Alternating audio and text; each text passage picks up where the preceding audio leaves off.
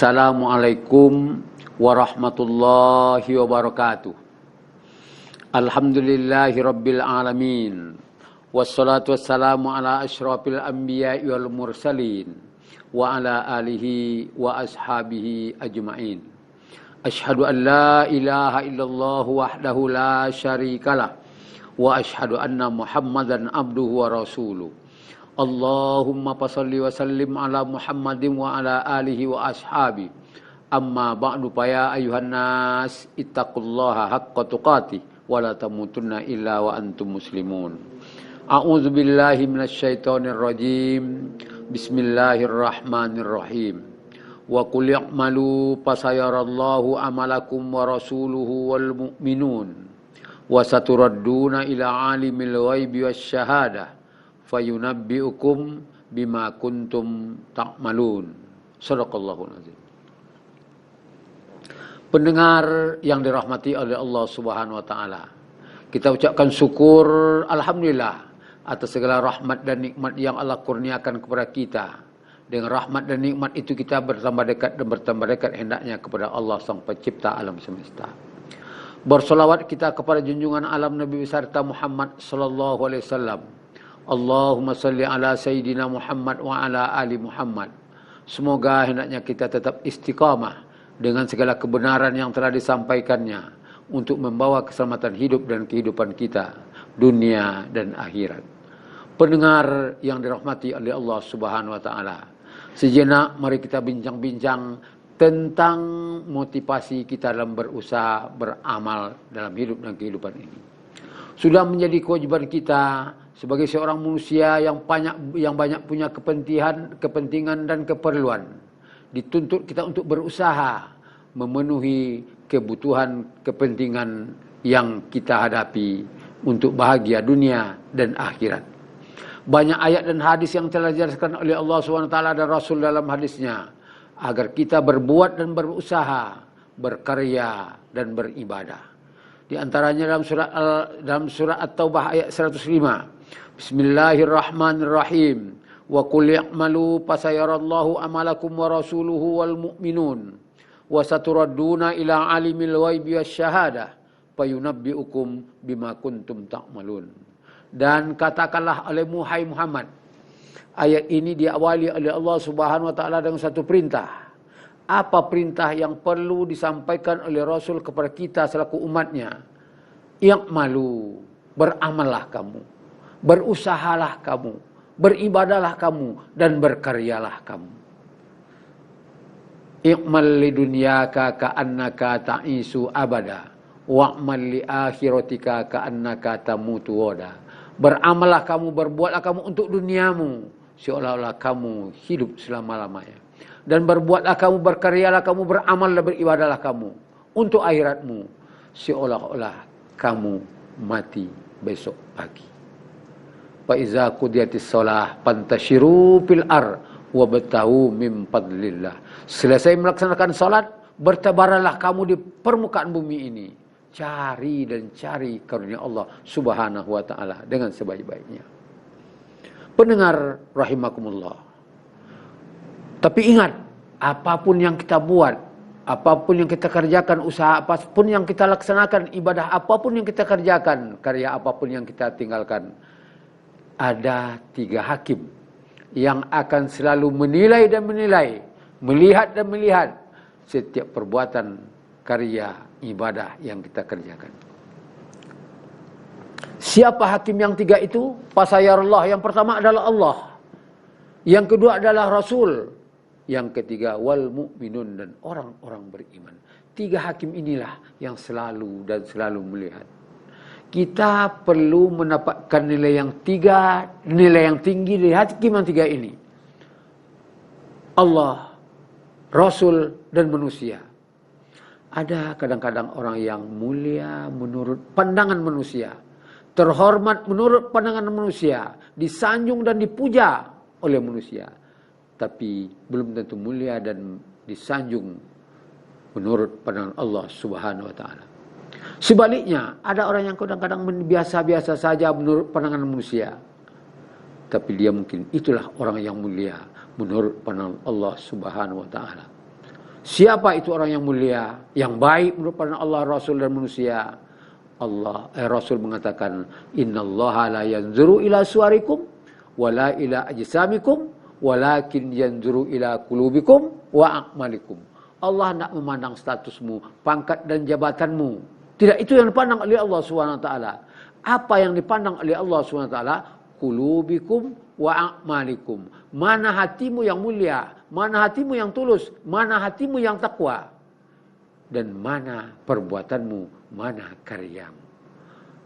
Jelas oleh kita, wahai pendengar yang dirahmati oleh Allah, yang akan dinilai, yang akan memuliakan kita itu ada dua: qulubikum wa a'malikum.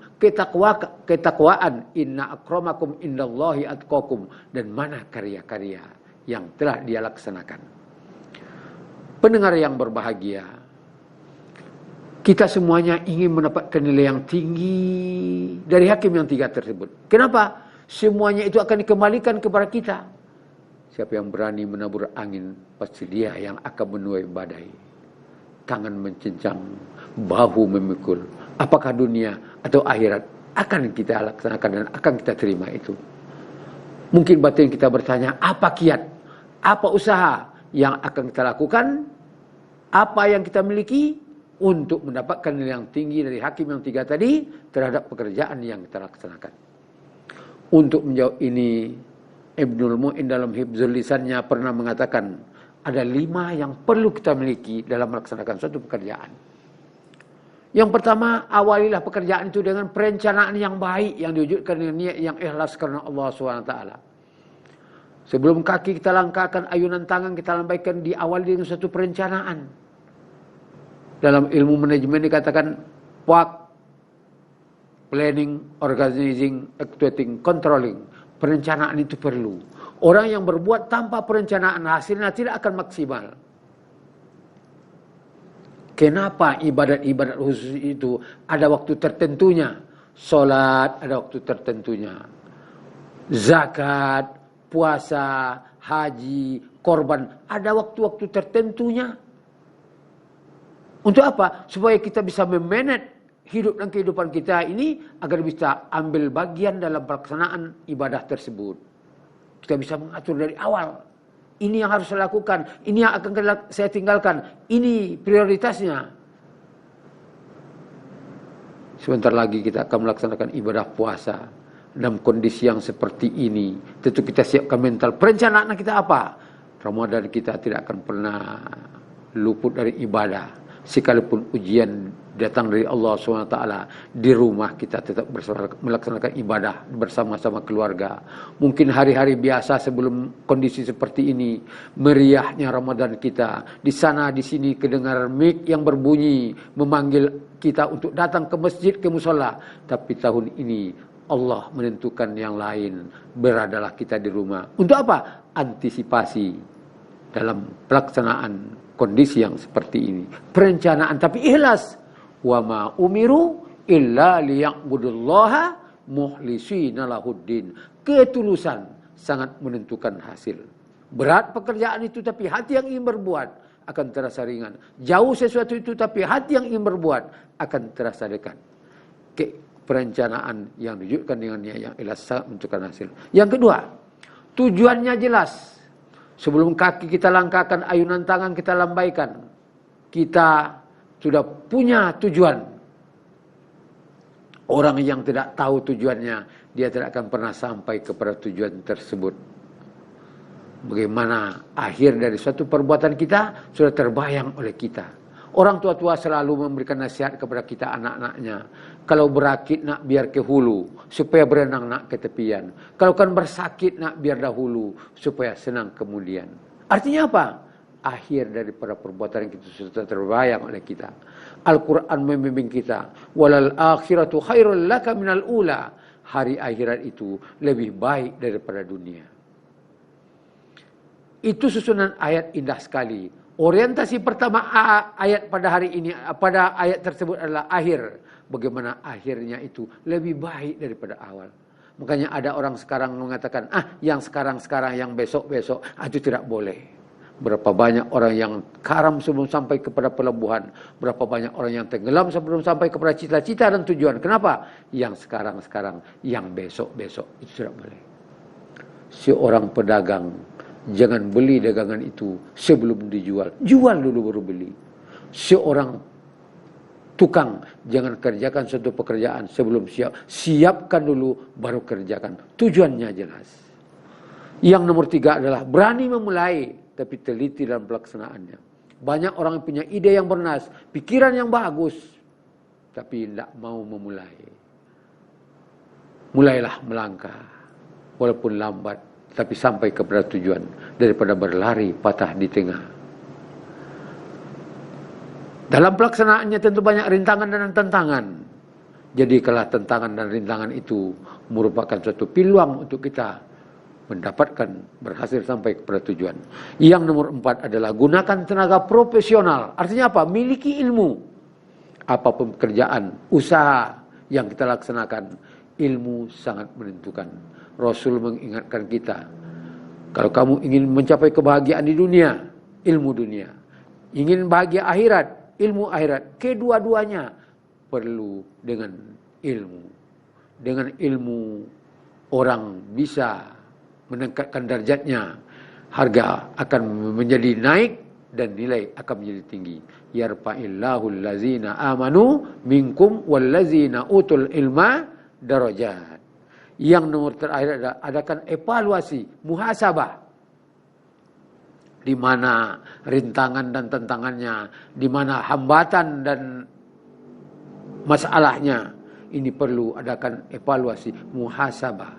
Dalam Al-Quran dikatakan, wa yakhafuna su'al hisab, takutilah oleh kamu akan hisab yang buruk.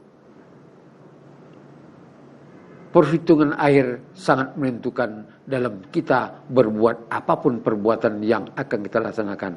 Ya Allah, saya berhasil dalam tujuan saya, ya Allah. Pekerjaan saya sukses, hasilnya maksimal, ya Allah. Tapi alhamdulillah, ibadah saya tidak luntur dan kendur kepada Engkau dalam beribadah khusus kepada Engkau.